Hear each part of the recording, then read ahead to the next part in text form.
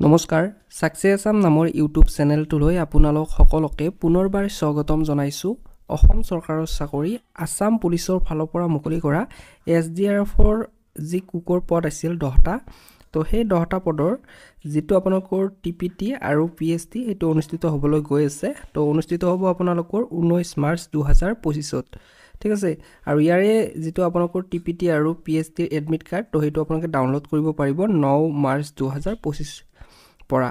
ঠিক আছে, 11টা বজাত আপোনালোকক ইয়াৰ এডমিট কাৰ্ডখিনি মুকলি কৰি দিব, যেটো www.slprbassam.in। তো এই অফিচিয়েল ৱেবছাইট যোগে আপোনালোকে 9 মাৰ্চ অৰ্থাৎ অহাকালিৰে পৰা আপোনালোকে ইয়াৰ এডমিট কাৰ্ডখিনি ডাউনলোড কৰিব পাৰিব, আৰু 15 মাৰ্চলৈকে আপোনালোকৰ ইয়াতে ৱেবছাইট যোগে ডাউনলোড কৰিব পাৰিব।